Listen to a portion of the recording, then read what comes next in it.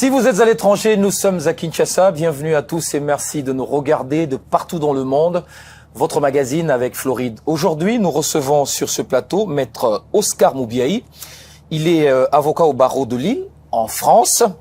Il est également coordonnateur de l'État de droit en marche, ici en République démocratique du Congo. C'est une ASBL.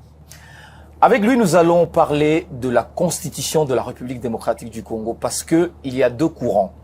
Un courant qui soutient que cette constitution doit être révisée, changée, et un autre qui soutient le contraire. Et nous allons faire évidemment le point sur l'actualité politique en RDC. Maître Oscar Moubiaï, vous êtes notre invité. Bienvenue et merci d'avoir accepté notre invitation. Je vous remercie pour votre invitation, monsieur le journaliste. Alors, l'actualité oblige. On commence d'abord par la question portant sur la composition du gouvernement souminois. Ce gouvernement, il était très attendu. Finalement, il est là. Il va être investi dans les prochains jours. Mais d'abord, un mot, un regard, en tant que coordonnateur de l'ASBL, évidemment, État de droit. Est-ce que ce gouvernement est équilibré à votre avis? Bon, voilà. Merci pour cette question-là qui me permet de pouvoir donner mon point de vue et essentiellement de finir par tirer les conséquences de notre constitution mal rédigée et qu'il faille... Mal rédigée? Mal rédigée, d'inspiration des belligérants, donc de conspiration pour ravir dans les termes simples et clairs les richesses de notre sol et sous-sol et donc pour la balkanisation de notre pays. L'article, la question liée à la durée du gouvernement, comme celle liée au déséquilibre prétendu de la composition gouvernementale, invite à interroger l'article 90 de la Constitution.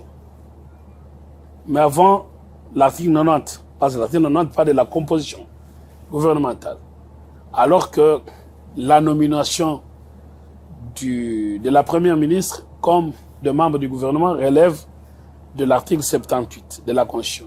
Qui dit l'article 78 de la Constitution, le président nomme le premier ou la première ministre, maintenant désormais elle est connue, c'est de la première ministre, ainsi que les membres du gouvernement. Ça, c'est l'article 78. On aurait dû s'arrêter là. Parce que quand vous êtes dans un régime comme le nôtre, dit semi-présidentiel, j'entends que d'autres disent semi-parlementaire. Bon, toujours est-il qu'un régime, il n'y en a pas beaucoup au monde, hein, il n'y en a que 3. Vous avez le régime présidentiel et le régime parlementaire. Le régime parlementaire est né avec les Anglais qui ont tout créé, tout inventé. Quand les Américains s'affranchissent de leurs oncles, les Anglais, ils disent nous devons faire totalement autre chose que nos oncles qui sont les Anglais, donc ils mettent en place le régime présidentiel. Le régime parlementaire admet la collaboration des pouvoirs, alors que le régime parlementaire admet la séparation nette des pouvoirs. Et donc, les Français, qui sont également un grand pays à la sortie des guerres, vous avez les Américains, vous avez les Anglais, vous avez les Français, les Allemands, on ne peut pas en parler parce qu'ils sont vaincus de la guerre. Et donc, les Français disent, nous ne pouvons pas imiter les Anglais, nous ne pouvons pas imiter les Américains, donc nous faisons l'équilibre. Ils prennent l'aspect parlementaire, ils prennent l'aspect présidentiel, d'où le régime semi-présidentiel, donc un régime hybride. Hybride. À partir de là, nous avons l'aspect parlementaire chez nous.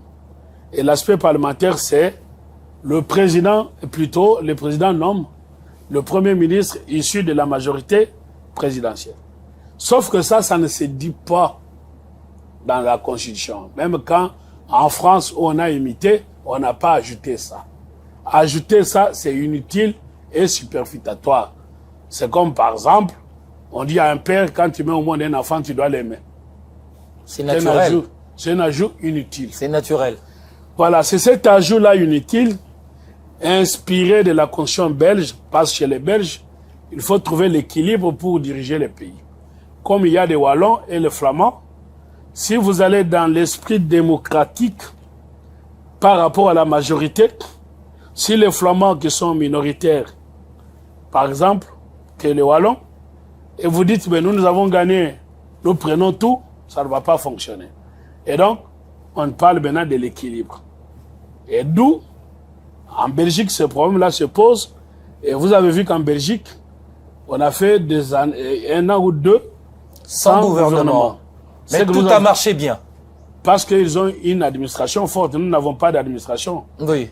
Nous avons une administration qui n'existe pas. Alors, vous revenez à ma question. Donc, je reviens à votre question.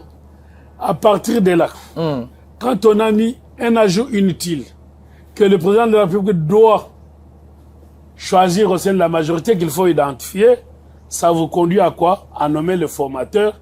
Les formateurs, c'est qu'il y ait un temps de perdu. Regardez au Sénégal, quand on applique le régime, c'est le président qui nomme. Et quand il nomme... Mais la Constitution a accordé 30 jours, non? Un mois. Il y a 30 jours renouvelables. Renouvelables. C'est déjà beaucoup, non? Que le président est élu aujourd'hui et demain vous avez le gouvernement. Parce qu'en fait, en réalité, si la lecture de président nomme et révoque, cette lecture-là, en apparence, est facile. Parce qu'on dit que le président a un choix discrétionnaire, mais en réalité, non. Parce qu'il y a ce qu'on appelle le fait majoritaire. Le fait majoritaire, c'est que si le président n'a pas tenu compte de la majorité au sein de l'Assemblée, on n'aura pas à investir le gouvernement, parce que le gouvernement est à l'émanation du gouvernement, et plutôt de l'Assemblée nationale. Et donc, si le président n'en tient pas compte... Mais ce n'est pas parce qu'on a parlé des 30 jours qu'il faut absolument le faire en 30 jours. C'est un travail qui peut se faire en une semaine aussi. Non, le problème maintenant aussi, c'est celui-ci. C'est la paresse. Non, c'est pas la paresse. Tout dépend de nos politiques. Non, d'abord de nos politiques. Oui. Parce qu'un homme politique, quand il interprète la Constitution est essentiellement politique. Et un homme politique qui interprète une loi constitutionnelle, l'interprète selon ses intérêts pour son parti politique ou pour les débats à mener. Ça, c'est la première chose, nos politiques. Mais nos politiques sont des politiciens. Il est de leur bon droit et de leur légitimité en termes de droit de vouloir avoir une grosse part du gâteau. C'est de bonne guerre. Mais par contre, ceux qui dirigent ne sont plus des politiques. Quand on dirige, on ne fait plus la politique. On gouverne l'État. Et de là, on doit avoir les conseillers qui doivent avoir une lecture constitutionnelle. Je pense que le président a des bons conseillers. Je pense que nos dirigeants en ont bon. Mais malheureusement, à l'épreuve de temps, vous avez vu le président Kamere dans sa sortie médiatique. Vous savez bien que j'ai pensé de lui quand il m'a posé la question. J'ai estimé qu'il avait grande expérience. Mais là, il est trahi par, je pense, par son cabinet, dans la mesure où, quand il vous répond en disant que il faut l'équilibre manière-maman au gouvernement, ça voudrait dire que les conseillers ne lui ont pas donné la bonne lecture des dispositions constitutionnelles. Ça veut Alors, dire parlons-en. L'article 90. Ouais. Quand la nomination doit tenir compte de la représentativité nationale, ça veut dire quoi autrement? Vous posez une très bonne question. Je préférais que vous posiez cette question à ceux qui soutiennent qu'il y a violation de l'article 90. Parce que moi, je démontre qu'il n'y a pas violation de l'article 90. Comment ça? Donc, avant de vous expliquer qu'il n'y a pas violation de l'article 90, oui, je vais vous démontrer que par rapport à l'article 78, la lecture qui est faite pour dire qu'il doit nommer au sein de la majorité est une lecture littérale. Donc, une loi, on peut la lire dans sa lettre et dans son esprit. Oui. Et donc, là, ils font une lecture littérale et ils disent au président, qui n'est pas juriste, et ils lui disent, parce qu'il doit avoir confiance à ses conseillers, ils disent, attention, si vous n'avez pas tenu compte de la majorité, en nommant les formateurs et informateurs, vous violerez la Constitution. Le président dit, bon, je vais appliquer la lettre de la Constitution. Alors qu'en réalité, il n'y a pas de violation de la Constitution, étant donné que le pouvoir de nomination est un pouvoir discrétionnaire du chef de l'État. Maintenant, s'il ne respecte pas la lettre, les politiciens disent, mais il a violé la Constitution.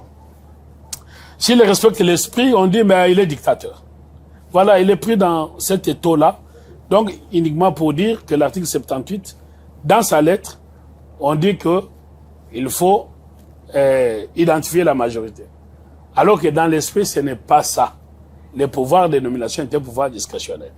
L'ajout là a été inutile, un mélange d'une inspiration belge qui n'avait rien à voir. Ça, vous l'aviez déjà dit. Bon, maintenant, pour nous revenons maintenant, vous avez compris pourquoi oui, le gouvernement a pris du temps. Nous venons maintenant sur ce que l'on appelle violation de l'article 90 par rapport au déséquilibre. Alors, maintenant, vous avez posé une pertinente question. pour dire qu'est-ce qu'on entend par la représentativité nationale. Oui. Vous comprenez que c'est un mot vide de sens. Ceux qui en parlent ne peuvent pas vous dire ce que ça veut dire. Alors, si à la limite, ils peuvent vous dire ce que ça veut dire, ils vont vous dire chaque région doit être représentée. Ok, très bien. Allons-y dans cette logique-là rapidement. On vous dit... Non, ne dites pas ce qu'eux disent. Dites... Mais je détruis. Je dis ce qu'ils disent pour les détruire. Allez-y. Alors, si on va dans cette logique-là, on admettrait que si chaque région doit être représentée, nous en avons 26, on admettrait que minimum, que nous ayons un gouvernement de 26 membres. Très bien. Mais si nous avons un gouvernement de 26 membres, en même temps on dit que nous avons un problème budgétaire et qu'il faut réduire les trains de vie des institutions.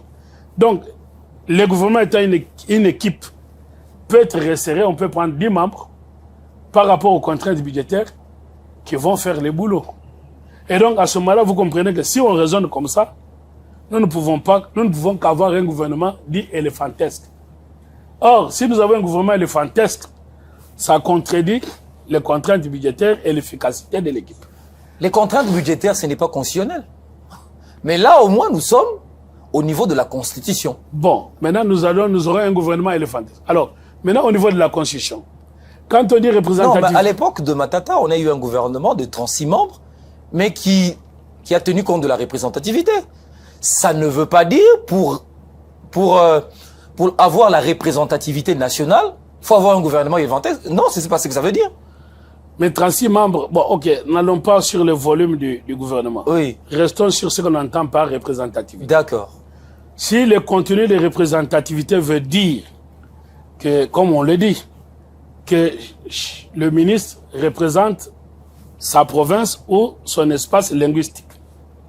Or, un ministre d'abord ne représente rien.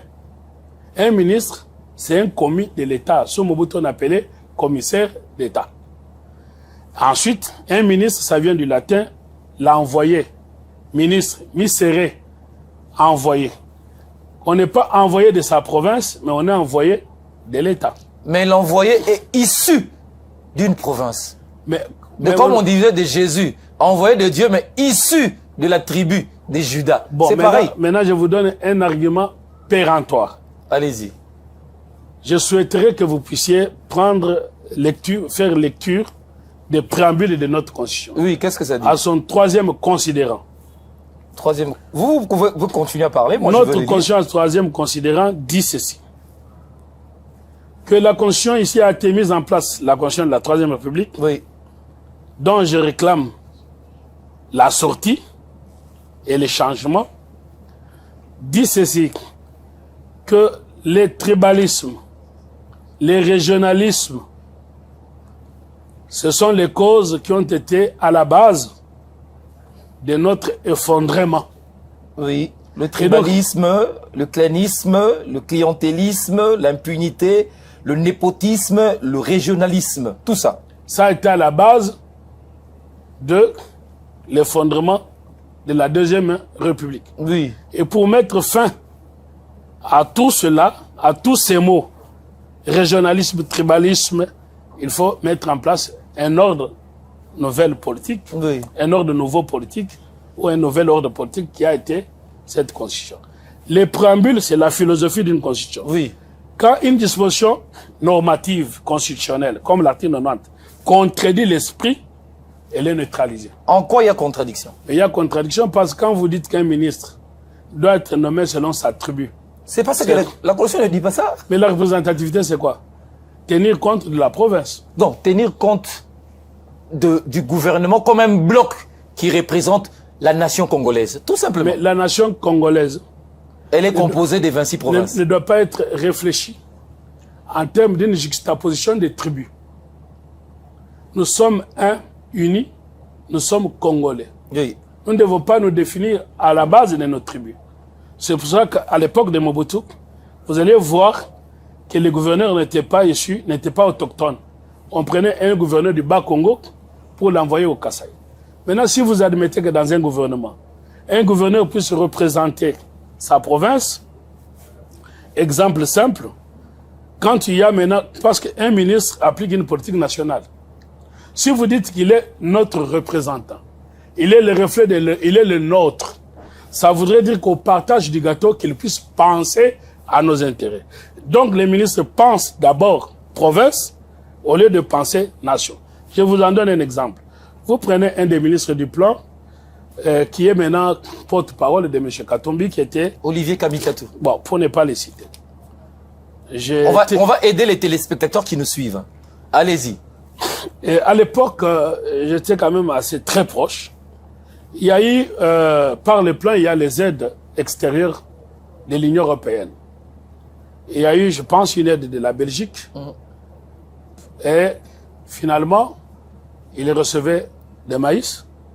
Si vous dites que vous êtes pour les intérêts de votre coin, la province de Bandundu, et spécialement Boulungu, vous allez voir que vous allez orienter vos maïs à Boulungu. La preuve, il a fallu mettre une morgue et il l'a construit où? À Boulungu, chez lui. Dans quelle visée? La visée électorale. Et donc, quand vous dites que un ministre représente sa province, d'abord, dans une démocratie, la représentation, ça doit être par voie électorale. Or, ici, les ministres, c'est par voie de nomination. Qu'est-ce qui vous dit que quand M. Tshisekedi nomme un ministre, dans son pouvoir discrétionnaire, qu'est-ce qui vous dit que ce ministre-là est aimé dans son coin? Qu'est-ce qui vous dit qu'il doit être représenté? Sur quels critères on doit dire, vous, Floride, puisque vous êtes de l'Est, parce qu'on vous nomme de l'Est, vous représentez l'Est? Sur quels critères? En démocratie, c'est par rapport à l'élection. C'est pour cela, dans un État, seuls les députés représentent la nation et les intérêts de province sont garantis par le Sénat, donc les sénateurs. Un ministre, c'est un technicien. Maintenant, si vous êtes appelé par rapport à votre technicité, parce que vous êtes un grand journaliste, et qu'on va vous mettre ministre de communication, on va vous dire dans l'équilibre géopolitique, comme il y a déjà un ministre de votre coin qui est déjà à l'économie, et donc on ne peut plus vous mettre à la communication. Conséquence, ça nous bloque. Alors, nous n'avons pas fini avec ça. Puisque vous parlez de... Nous avons 26 provinces. Oui. Nous avons 52 tribus. Et nous savons, je ne sais pas combien de villages avons-nous. Quand vous allez prendre un ministre du Katanga, prenons Maniama, qu'on dit qu'on ne se retrouve pas. Vous mettez un ministre de Maniama. Quand vous allez à Maniama, on va vous dire, lui, il est de telle tribu, nous ne sommes pas de cette tribu-là. On va dire, ils sont comment on a dit, des Baloubakat. Oui. Et nous sommes des Bassanga. Et Bassanga, nous ne sommes pas des Baloubakat. Voyez-vous? Pour vous faire un peu rire et comprendre comment cela est dangereux.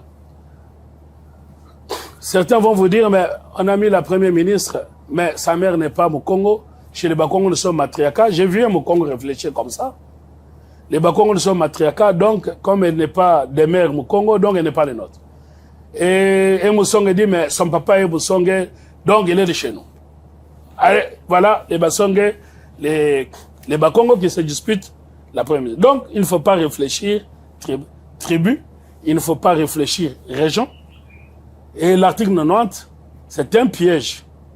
Pourquoi on nous a piégés? Parce qu'en gros, nous, on n'a pas ce problème. Les Congolais, nous sommes unis. Ça, c'est à l'honneur de Mobutu qui nous a laissé l'unité. Donc, si je comprends bien, l'article 99 prêche, 90 prône le tribalisme. Oui. La preuve, je vais vous le démontrer et on aura fini par là. Peut-être si vous le permettez. Et ça vous convainc cet argument. Parce que cet article-là est d'inspiration rwandaise. Simplement pourquoi? En réalité, quelle est la tribu qui revendique sa place au sein du gouvernement ou au sein du Congo comme communauté nationale? C'est les Banyamulenge. Mais les Banyamulenge ne pouvaient pas vous dire qu'il faut que nous soyons toujours là. Ils vont vous dire qu'il faut qu'il y ait représentativité nationale. De sorte que quand eux ne sont pas au gouvernement, ils disent, mais nous, on ne se retrouve pas. Et comme on ne se retrouve pas, ils vont vous dire, nous sommes frustrés. Donc voilà pourquoi on parle de la constitution des belligérants. Mais voilà. Parce que quand vous partez de la représentativité, les Banyamulenge vont dire que tout ce qu'on fait, nous devons être là. Et quand ils ne sont pas là, ils vont dire que nous sommes frustrés. Vous entendez les prêtres de l'église vous dire qu'il faut éviter la frustration pour justifier la rébellion. Et donc, quand ils sont frustrés, si les Banyamulenge vous disent aujourd'hui qu'il n'y a aucun Banyamulenge dans le gouvernement, est-ce qu'ils sont représentés? Mais ils vont dire ça. Est-ce que dans le gouvernement, vous avez déjà vu au Congo, les Pygmées sont nos frères? Est-ce qu'il y a des Pygmées? Donc... Mais il ne s'agit pas de... De quoi? C'est la minorité. Oui. Parce qu'on doit dire que... Et d'ailleurs, dans la Constitution, on a mis la minorité. Mais quel est l'attribut minoritaire au Congo? La minorité, c'est en termes internationaux pour l'intégration des minorités. Et les Banyamulenge vont vous dire qu'ils sont minoritaires. Parce qu'on dit qu'on va les reconnaître par leur faciès. Mais ici au Congo, nous savons, quand vous me regardez, vous dites là c'est un Moluba, vous savez que ça, c'est au Congo. Est-ce que nous disons que nous sommes minoritaires? Les Bazombo qui sont venus de l'Angola, ils n'ont jamais créé de problème. Est-ce qu'ils disent qu'ils sont minoritaires? Il n'y a que les Banyamulenge qui vous disent qu'ils sont minoritaires. Partant de là, ils vont vous dire quoi? Ils vont vous dire à l'article 9 de la Constitution, vous comprenez la balkanisation. Ils vont vous dire que les sols et les sous-sols, n'est-ce pas, à l'époque, dans notre identité constitutionnelle, vous le connaissez mieux que moi, on disait appartient à l'État. Oui. La loi Bagajika. Mais avec cette constitution, on a dit l'État assure sa souveraineté. La différence en droit, la souveraineté peut se perdre alors que la propriété ne se perd pas. Quand quelqu'un vous ravit votre voiture la nuit, c'est un bandit. Est-ce qu'il vous avez perdu la voiture? Non. Quand la police la retrouve, elle redevient votre. Mais quand vous perdez votre souveraineté, comme maintenant nos territoires de l'Est, nous ne savons plus y mettre les péages. L'administration n'existe pas, c'est M23. Donc nous avons perdu la souveraineté. Donc vous comprenez qu'en réalité, par souveraineté, il faut entendre territoire. De sorte que, on va vous dire plus loin, à l'article 217, j'en ai fini, oui. À l'article 217, on va vous dire qu'on peut signer les accords pour céder une partie du territoire. Vous comprenez, donc de souveraineté.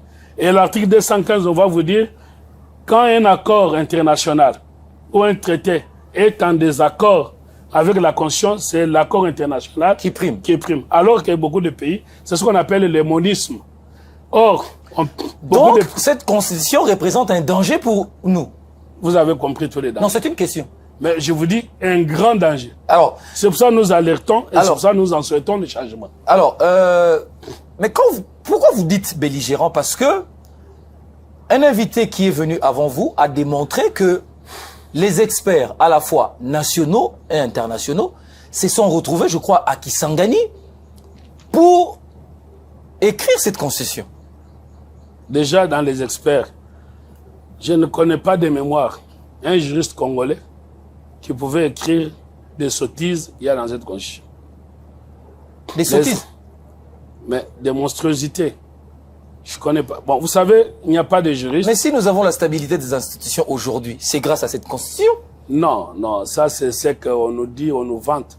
Regardez, la constitution, quand on retrouve à Sante City, en réalité, c'était un concert des marionnettes du Rwanda. Il n'y avait que l'UDPS qui représentait les intérêts de la nation. Vous avez le MLC. C'est ça les belligérants, non? La rébellion d'hier, c'était MLC. RCD Goma. Voilà les gens là qui se sont retrouvés en Afrique du Sud pour se partager le butin sur ordre de leur maître qui est le Rwanda et l'Ouganda. Oh, mais Joseph Kabila était là aussi, avec son parti politique. Et Joseph Kabila nous a été amené dans la mallette de l'AFDEL. Vous savez, quand l'AFDEL arrive, c'est pour ça que moi je demande à ce qu'on ne puisse pas retenir les 17 mai comme fête nationale. Ah bon? Mais parce que c'est le jour de l'entrée de l'AFDEL. Et notre malheur de la balkanisation du Congo, des guerres de l'Est. Mais il a été changé en journée des forces armées congolaises. Mais pourquoi on a mis les 17? Pourquoi on ne met pas les 10? Les 17 mai rappellent l'entrée de l'AFDEL. Ça, c'est un mauvais souvenir. Les fêtes nationales doivent être pour le grand jour, pour la mémoire de notre histoire. C'est comme aujourd'hui, la France ne peut pas mettre jour de l'armée, les jours de son occupation par l'Allemagne. Ça n'a pas de sens. Or, l'AFDEL a été une occupation pour nous. Nous ne pouvons pas prendre les 17 jours de notre malheur. Au Congo, on n'avait jamais connu des tribus qui Mais le malheur du Congo, ce n'est pas l'entrée. Le malheur du Congo, c'est la gouvernance. C'est le leadership.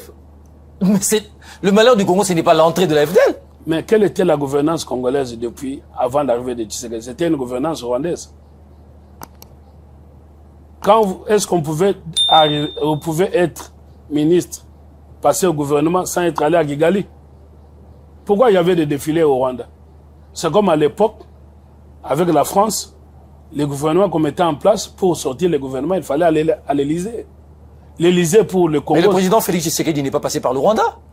Non, mais c'est pour ça que je dis que depuis que Tshisekedi est arrivé, il y a la rupture. Oui. Moi, l'analyse de la Constitution, c'est pour ça que nous demandons la rupture. La rupture au Congo passe par l'alternance pacifique que nous avons eue avec Tshisekedi. C'est pourquoi je considère, en déplaise à ceux qui veulent dire ce qu'ils veulent, le Tshisekedi est une chance de l'histoire pour le Congo. Et si nous ratons cette chance, nous allons davantage reculer. Et je vais vous le démontrer. Oui. C'est pour ça que j'ai mis en place l'état des droits en marche, pour que nous puissions pousser vers, qu'on ne puisse plus aller en arrière. Parce que, avec l'arrivée de Tshisekedi, il y a eu la rupture avec notre occupation par le Rwanda. Parce que depuis l'arrivée de l'AFDEL, jusqu'à l'arrivée de Tshisekedi, nous étions sous l'hégémonie rwandaise. Et il est démontré... Ça a été coupé à partir de quel moment? Avec l'arrivée de Tshisekedi. L'arrivée de Tshisekedi en 2018? Oui. Mais comment ça? Parce que à Kinshasa, ici, on a assisté Oui. à la visite du président rwandais, invité par le président Félix Tshisekedi. Non, mais quand je dis couper, ce n'est pas couper des relations diplomatiques. Couper quoi, pas? Non, couper notre dépendance au Rwanda. Couper le cordon ombilical. Parce que l'État congolais, la Troisième République, est né du Rwanda. Mais Joseph Kabila a toujours combattu le Rwanda, non? Quand il a défait le M23, c'était le Rwanda. Bon, vous savez, l'ennemi est malin.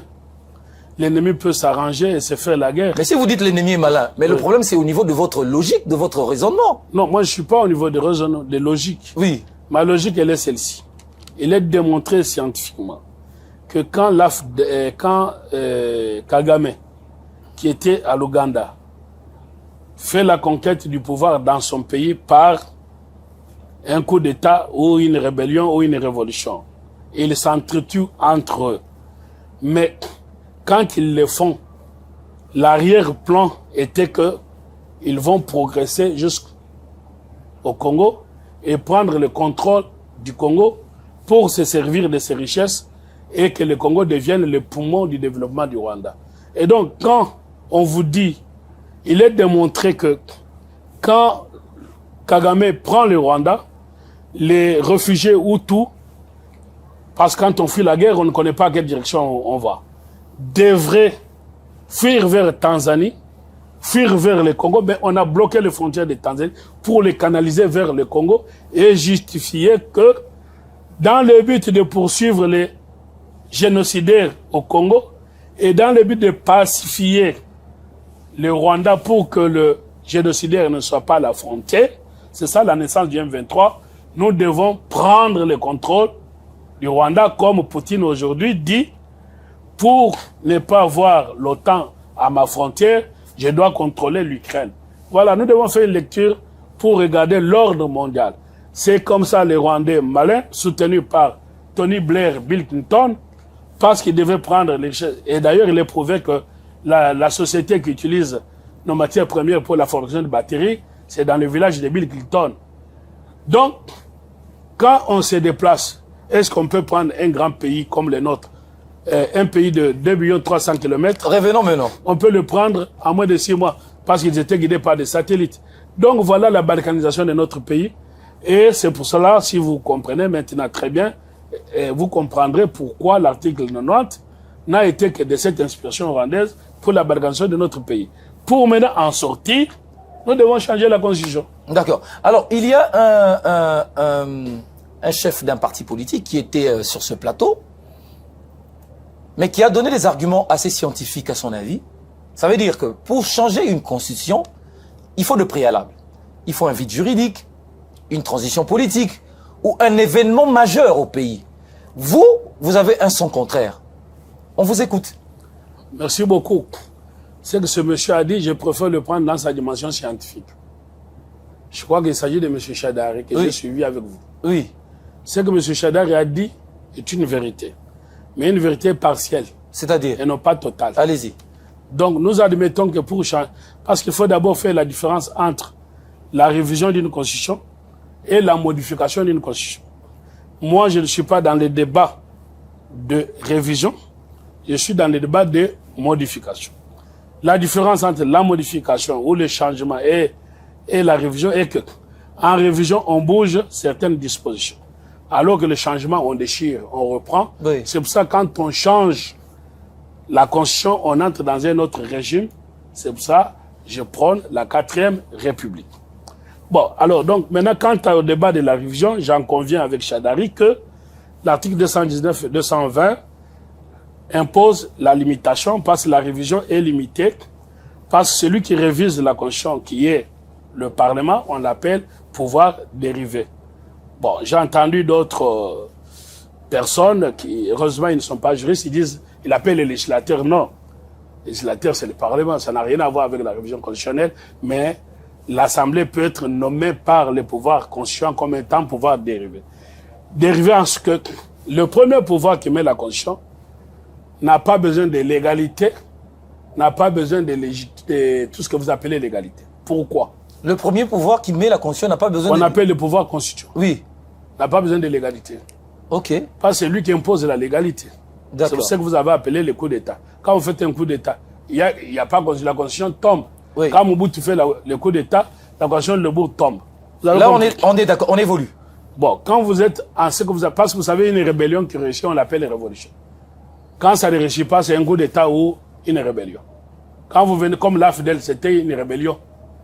Comme ils ont conquis le pays, c'est devenu une révolution. Revenez sur les préalables. Et donc, M. Chadari, quand il dit l'article 220-219 limite les conditions de révision parce que nous sommes en état de siège, de ce point de vue, il a raison. Quand il s'agit de la révision. Or, nous ne parlons pas de la révision, nous parlons de changement. Mais c'est justement... Maintenant, quand il parle de changement en disant oui, qu'il faut des éléments majeurs, oui, je dis oui, il a raison. Il a raison. Mais pas, non, partiellement raison. Pourquoi? En science, on doit avoir totalement raison. Oui. Autrement dit, si j'étais son professeur, je lui donnerais... Où est-ce qu'il a tort? Si j'étais son professeur, je lui donnerais 5 sur 10. Allez. Parce que les 5 Où sont passés les autres 5 sur 10? Les autres 5, c'est que ce n'est pas toujours les coups d'État et la révolution. Il y a quoi d'autre? Il y a aussi un changement pacifique. Une révolution pacifique. L'exemple, ça existe dans le monde. Quand on quitte de la 4e République en France vers la 5e par de Gaulle, qui met la constitution de la 5e République actuelle, il n'y a pas eu coup d'État, il n'y a pas eu révolution. Donc, à un moment donné... Révolution, ce que vous appelez révolution pacifique. Mais la révolution pacifique, parce que quand on met une nouvelle constitution, il y a changement de régime. Et quand il y a changement de régime, il y a changement de république. Et cette révolution pacifique peut ne pas nécessairement être suite à un coup d'État ou une révolution violente. Oui. Ça peut être suite à une révolution pacifique par un leader comme Général de Gaulle en 4e République, réfléchit et pense que nous devons sortir de la 4e République parce que il y avait eu... C'était quoi l'opportunité pour lui? Non, les désordres des régimes parlementaires, oui, comme les nôtres, oui, qui a glissé en régime d'assemblée. Donc, avec des motions de censure que vous appelez des motions alimentaires. Mais malgré ça, ce sont des cas différents par rapport aux nôtres. Mais les nôtres, non, c'est pas différent. Notre régime parlementaire n'a pas fonctionné. Regardez, dans les provinces, vous en avez 26, les gouverneurs tombent intempestivement suite aux motions de censure. Le gouvernement en lui-même est menacé par des motions de censure que vous avez appelées, enfin que les politiciens eux-mêmes ont appelées motions alimentaires. Oui. Première chose. Deuxième chose, aujourd'hui, le pays est pris en otage par ce qu'on appelle les autorités morales. Qui est autorité morale en réalité? C'est un monsieur qui a l'argent, qui finance les députés, qui sont ses larbins, donc ses esclaves. Alors, dans ce cas, révisons. Là, il y a seulement des cas qu'il faut réviser. Non, on ne peut pas réviser. Pourquoi toucher toute la Constitution? Non, je vous démontre pourquoi. Parce que nous devons, nous interroger. Le régime parlementaire n'ayant pas fonctionné, parce que le régime parlementaire entraîne une politisation à outrance. Et donc, nous avons un homme politique qui n'est pas encore mûr au Congo. Et Abdoulaye Wade a dit que l'homme politique congolais manquait d'élégance et d'éthique. Donc, nous ne sommes pas encore au niveau d'homme d'État. Parce que quand on dit que le gouvernement doit investir, regardez, quand on dit que le gouvernement est investi par la majorité, c'est par rapport au programme gouvernemental et non pas par rapport aux provinces. Mais eux, ils ne réfléchissent pas au programme gouvernemental du gouvernement. Ils regardent est-ce que les provinces se retrouvent. Donc ça voudrait dire même quand vous avez un bon programme pour sauver le pays, tant qu'il n'y a pas à toutes les provinces, pour eux, ça ne marchera pas. Révisons. Alors que, Révisons. non, on ne peut pas réviser parce que ce qui entraîne ça, c'est le régime parlementaire. Ok. Donc si nous quittons, moi je propose le régime présidentiel. Par rapport au fait que le régime parlementaire a entraîné la politisation à outrance, de telle sorte qu'aujourd'hui, on ne peut pas nommer un technocrate comme vous. Vous ne pouvez pas entrer au gouvernement, malgré votre technicité. Pourquoi? On va vous dire que vous n'avez pas de poids politique. Vous n'appartenez à aucun parti politique. Est-ce quelqu'un qui n'appartient pas à un parti politique, qui a des compétences comme vous, peut-il devenir ministre? La réponse est non. Donc les policiers ont pris le pays en otage. Ils ne sont pas nombreux. Quand vous prenez le Parlement, c'est 500. Quand vous prenez le Sénat, c'est plus ou moins 100 et quelque chose. À moins de 1000 personnes, quand vous mettez aussi la présidence, à moins de 1000 personnes, voilà les politiciens. Et les politiciens vivent aujourd'hui le bonheur qu'ils attendent, qu'ils demandent au peuple de vivre demain. Moi, je demande au peuple de reprendre leur souveraineté et de vivre le bonheur ensemble avec l'homme qu'ils ont choisi, qui a leur destinée entre ses mains, c'est le président de la République parce qu'il est élu au suffrage universel.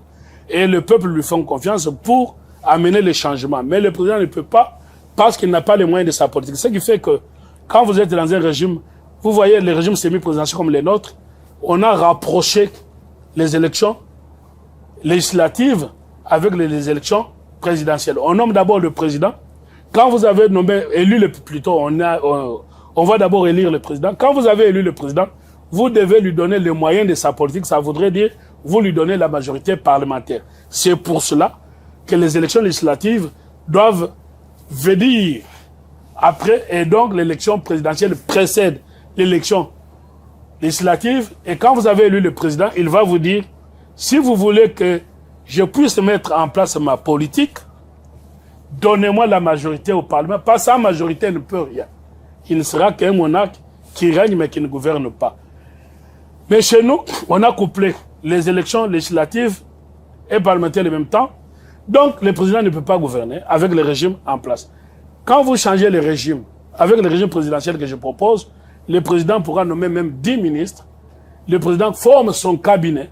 Et quand on change un régime politique, on doit nécessairement changer la constitution parce que on sort de pacte national. Mais je voudrais poser cette question. Est-ce que vous avez déjà vu en Afrique où un président initie un changement de constitution de façon désintéressée? Non. Et qu'il le fasse vraiment pour l'intérêt de la République? Non, je comprends votre question. Voilà. Qui est très intelligente. Et comme toutes les questions que vous me posez, ça me permet vraiment aujourd'hui de clarifier les choses. Oui. Non, je vous ai dit qu'en politique, on n'a pas besoin d'attendre les prêtres. Les Congolais ont comme l'impression que les politiciens doivent être les bienfaiteurs. C'est pour ça qu'ils appellent d'ailleurs papa, préso, autorité morale. Non. Un politicien, avec le peuple, c'est un envoyé du peuple qui doit faire de ce que le peuple lui demande de faire. Ma question. Au fait, c'est un serviteur du peuple. Maintenant, ma question. Maintenant, il n'y a aucun politicien qui ne soit sans calcul. Maintenant, le peuple... Merci d'admettre cela. Mais je vous ai dit que je viens chez vous très objectivement. Très bien. Je ne suis pas politicien. Moi, je œuvre pour le changement de mon pays. Oui. Sinon, je serais resté là où je suis et en train de porter ma robe. La question, elle est celle-ci. Montesquieu a dit un peuple a les dirigeants qu'il mérite. Quels dirigeants méritons-nous? Nous devons imposer aux dirigeants notre volonté. C'est ce que j'appelle démocratie participative, état de droit en marche. Nous avons élu le président Tshisekedi. Quelle est notre volonté? Que nos enfants mangent, aillent à l'école et qu'on sorte. Et non pas ce qu'on vous prêche là-bas, la démocratie avec vos ONG. Mais si vous voulez que vos enfants mangent, aillent à l'école, tout ça, pratiquez la gouvernance. Mais pour pratiquer la gouvernance... Mettez fin au détournement massif des fonds publics. C'est ça le secret. Non, maintenant, pour pratiquer la gouvernance, oui, mettez fin au détournement. Si c'est un député qui arrive à détourner, vous savez, ils ont l'argent qu'ils appellent les invisibles. Si un député... Non, non. Oui. C'est un député de Oui. Toul. Qu'est-ce qu'il faut? On lève ses immunités et on le défère devant la Cour de cassation. Mais est-ce que c'est facile de lever ses immunités? Réponse non. Pourquoi c'est pas facile? Non, ce n'est pas facile parce qu'il est protégé par ses pairs. N'est-ce pas? Pour lever l'immunité, il faut voter. S'il est de la majorité, ses pairs ne le livrent pas. Vous comprenez? Deuxièmement, ce que vous posez comme question, de les amener et les arrêter pour le détournement, il faudra que nous ayons une indépendance de justice. Oui. Je salue beaucoup plus... l'indépendance de la justice est d'abord non pas un texte, mais un esprit. Un esprit. J'allais saluer d'abord le procureur général actuel de Gombe. Il n'a pas fait beaucoup de temps. Il est arrivé à Gombe. Aujourd'hui, quand vous partez à Gombe, l'on vous dit que la rigueur est revenue. Et les dossiers sont traités en temps et tout le monde sait qu'avec lui, il n'y a pas de la corruption. On vous arrête. Donc cet état d'esprit-là entraîne quoi en termes de l'autre argument, en dehors de changement de régime, forme de l'État, il faut aussi l'indépendance de la justice. Quand vous avez une justice indépendante, pour que vous ayez une justice indépendante, il nous faudra quoi? Il nous faudra que cette justice soit indépendante des pouvoirs exécutifs. Mais oui, c'est ce que notre conscience consacre. Mais tous les pouvoirs consacrés au pays sont indépendants. Non, vous savez, oui. Il faut faire la différence entre les textes et la culture. Je vais vous donner un exemple. La culture, ça c'est nous. Ce n'est pas la Constitution qui nous demande d'avoir une telle culture. Je vous donne un exemple. Oui. Quand Mosée Laurent Désiré Kabila est entré ici dans le pays, c'est resté jusqu'à aujourd'hui, on entrait dans un taxi à 4-5 oui. dans le taxi. Quand il est arrivé, désormais c'est resté 3. Pourquoi? Vous avez eu un chef de l'État qui n'est pas dans les contraintes de blocage par le Parlement et consorts. Il a imposé sa vision, il a imposé sa politique. Le régime que nous avons ne permet pas, même si nous avons élu M. Tshisekedi, même à 90%, parce qu'il doit tenir compte du Parlement. Et vous avez compris les difficultés déjà pour la composition. On vous a dit représentativité. Vous avez suivi la fronde que le député ne veut pas investir et on va finalement vous dire qu'on doit les inviter pour calmer leur ardeur et au final il faut des nouvelles jeeps, il faut des 50 000 $. Voilà, ça c'est malsain. Et nous, ces régimes parlementaires... Il faut arrêter ça. Voilà. Pour arrêter ça, nous avons élu le président de la République à plus de 70%. Donnons-lui la possibilité de nous entraîner dans un changement et cela passe par un régime présidentiel où le président forme son cabinet. Il est le seul maître à bord, pas être dictateur. Vous savez, même dans un régime semi-présidentiel, que vous dites, en France, nous tirons ce régime semi-présidentiel, on a appelé le président de la République un monarque. Donc il y a ce qu'on appelle la dictature démocratique. Pourquoi nous devons le faire? Parce que le président, en ce moment-là, va agir. Il doit se défendre seul dans sa politique. S'il n'a pas réussi, ben, c'est le peuple devant qui il est redevable. À ce moment-là, ils ne vont pas le reconduire. Ils vont choisir un autre. Voilà. Si nous ne prenons pas garde par rapport au changement de notre constitution sur la forme de l'État, si nous considérons qu'on va nous dire que nous sommes balkanisés, et quand vous regardez autour de nous, aujourd'hui, avec la misère de la population, et les gens sont en train de faire exprès pour pousser d'autres peuples à la misère. Et la misère conduit à quoi? À la révolution. C'est pour ça qu'on vous dit qu'il faut la révolution par des gens qui vous disent qu'on ne peut changer qu'avec la révolution. Mais si vous n'y prenez pas garde maintenant, regardez autour de nous. Aujourd'hui, nous avons aspiré à la démocratie. Toute l'Afrique avec les conférences nationales. Mais quand vous regardez, les extrémistes montent. Pas plus tard qu'hier en France, l'extrême de droite est passé. Pas plus tard qu'il y a quelques mois, Burkina Faso, Mali, il y a des coups d'État maintenant qui reviennent. Et nous en avons eu une tentative. Donc aujourd'hui, la misère conduit à ça. Nous avons la chance. Façon bref, parce qu'on va finir cette émission. J'étais en train de finir. Oui. Nous avons la chance que nous ne soyons pas encore au niveau de retour à la dictature. Mais nous devons avoir un président fort dans un régime qui lui permet d'être fort, c'est le régime présidentiel. Et à partir de là, il peut maintenant mettre en place la politique pour l'intérêt de notre pays. Maintenant, la crainte qu'il y a, on va vous dire, mais s'il fait ça, il veut s'éterniser au pouvoir. Mais les mêmes personnes qui vous disent qu'ils veulent retirer au pouvoir, ils ne se refusent pas de vous dire que Kabila, comme ancien président, peut revenir. Mais comment vous voulez dire que Kabila peut revenir comme ancien président, alors qu'à la fin de ce mandat, Tshisekedi sera ancien président? Pourquoi vous admettez que Kabila revienne et non pas Tshisekedi? Et donc, il aura fait 3 mandats successifs. La Constitution actuelle, ça, c'est une mauvaise lecture. La Constitution actuelle ne le permet pas. Non, c'est une mauvaise lecture.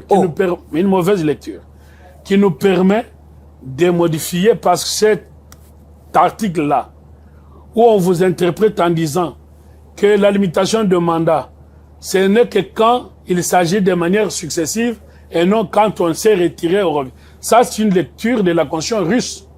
Or, nous sommes d'inspiration française, américaine, dans la limitation du mandat. Et donc... Oh, donc on ne peut plus revenir? Non. Alors, ce sera aussi fini pour Tshisekedi? Oui, quand on fait 2 mandats... Quand on fait 2 mandats, on ne revient plus. Kabila en a fait 2, il ne peut pas revenir. Maintenant, quand nous demandons le changement de la Constitution, c'est pour qu'il n'y ait pas de... Parce que la Constitution des dispositions... Quand vous allez changer, c'est pour que Félix ne revienne plus et Kabila ne revienne plus non plus. Là, vous êtes d'accord? Je suis d'accord totalement. Okay. Mais maintenant, ce n'est pas à moi d'être d'accord. C'est à qui d'être d'accord? Non, c'est tout simplement... non, ce n'est pas à moi d'être d'accord. Visiblement, c'est lui que vous visez. Toute constitution est soumise au référendum. Oui. OK? Est-ce que vous savez que si Mobutu vivait aujourd'hui, on aurait dit commencer à dire aussi Mobutu revient? Oui. Donc, toute constitution est soumise au référendum. On a fini cette émission. Le référendum, c'est par rapport au peuple. Et le peuple, quand vous lui donnez à manger, à boire, il va vous dire, restez là-bas. Cette question-là va être soumise au référendum. Maintenant, elle est simple. Si on ne veut plus que les anciens présidents reviennent au pouvoir, on va dire dans la 4e République, ils ne sont pas nombreux, ils sont qu'à 2. On va mettre la clause selon laquelle les anciens présidents ne pourront plus être candidats dans la 4e République. Mais l'UDPS va combattre ça, ils vont pas laisser quand passer... Quand l'UDPS va combattre ça, non. Nous ne pouvons pas rester des années en année dans la peur. Comme Jean-Paul le disait, n'ayez pas peur. On ne dirige pas un pays. Nous ne dirigeons pas pour nous-mêmes. Nous dirigeons pour les générations futures. Oui.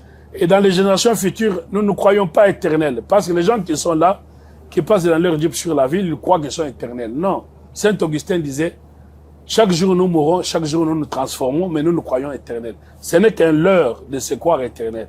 Les mouvanciers sont partis, n'est-ce pas? Les kabylistes sont partis. On finit cette Donc, émission. Je veux dire par là que, oui, quand nous mettons une conscience, pensons à la génération future. Et donc, maintenant, comme on va soumettre la conscience au référendum, le peuple aura à lever l'option. Si le peuple voudra que les anciens présidents... Mais je crois qu'il faut oublier cette option parce que à Kinshasa, au Congo, j'ai l'impression que ça ne passera pas. Vous allez avoir faire au peuple et à l'église catholique. Personne ne va accepter ça. Est-ce que vous avez déjà vu un pays où l'église catholique est présente en politique comme chez nous, en violation même de la Bible? Parce que la Bible dit, donnez à Dieu ce qu'il y a à Dieu. Mais où nous sommes là, avec l'église, moi je suis un ancien séminariste, oui, mais vous risquez de m'amener dans un autre débat. Donc, il faut le faire là. Nous sommes un État laïque, c'est l'article 1er de notre Constitution. Je n'ai jamais vu au monde, les cardinaux de Paris, l'archevêque de Paris, je ne l'ai jamais entendu en politique. Mais parce que là-bas, il n'y a pas des inégalités sociales. Ben, vous savez que Sarkozy... Ici, il y a des inégalités. On paye 30 000 $ aux députés, un professeur à 100 $. Ça passe pas. S'il n'y a pas des inégalités... Si c'était là-bas, l'église catholique serait aussi dans la rue. Cher journaliste, j'ai vu en France depuis beaucoup d'années. Oui. En France, il y a aussi des inégalités. Pas criantes. Assez criantes comme ici. Il y a des inégalités. Sauf qu'eux, ils combattent les inégalités. Voilà. C'est pour cela, dans l'urbanisme... L'église catholique combat aussi les inégalités. Non, l'église catholique encourage la rébellion en disant que quand on est frustré, on peut aller en rébellion. Maître, Et je profite pour dire... Oui. J'ai entendu... Rapidement, on a fini. Un mot. Quand j'ai entendu un de mes collègues qui est confrère, il a une ONG des droits de l'homme, il est avocat, c'est Katende, je pense. Jean-Claude Katende, qui est contre le changement de la Constitution. Mais appelez-le, on va discuter. Mais en train de vous dire que le prélat catholique bénéficierait des immunités Je voulais quand même préciser ça. On ne peut pas on ne peut pas invoquer des immunités dans son propre pays. Les immunités jouent pour l'extérieur. Donc, dans un pays, tout le monde est soumis à la loi. On n'y a pas d'immunité diplomatique dans son propre pays. Donc, je voulais un peu fermer cette parenthèse. Mais vous n'allez pas toucher le cardinal aussi facilement que ça. À Venezuela, on a arrêté le cardinal. Allez l'arrêter. Non, mais il ne faut pas défier. On ne défie pas l'État. Non, je ne défie pas, je pose des questions. Non, parce que vous dites allez l'arrêter. Et vous n'allez pas faire. Quand vous dites vous, moi je vous ai dit que je ne suis pas politicien. Je sais. Mais je considère l'article 12 de notre Constitution, tous nous devons être égaux devant la loi. Oui. Donc, même si vous êtes pape, quand vous avez commis une infraction, on vous arrête. Merci beaucoup. Et non pas dire que le pays va s'embraser. Voilà. Ça, c'est diriger dans la peur et n'ayez pas peur. Maître Oscar Moubiaï était notre nouvel invité, avocat au barreau de Lille en France, coordonnateur de l'ASBEL, État de droit en marche en République démocratique du Congo. Avec lui, nous avons fait le point sur la question liée à la Constitution, mais aussi les questions d'actualité en RDC. Merci d'avoir répondu à notre invitation. Je vous remercie vivement et très flatté d'avoir été sur votre plateau. Je vous ai connu sur d'autres cieux. Je suis très heureux d'être sur ces ciels ouverts. Merci. Cette émission est terminée. Merci à vous de l'avoir suivi. À très bientôt et avec le même plaisir.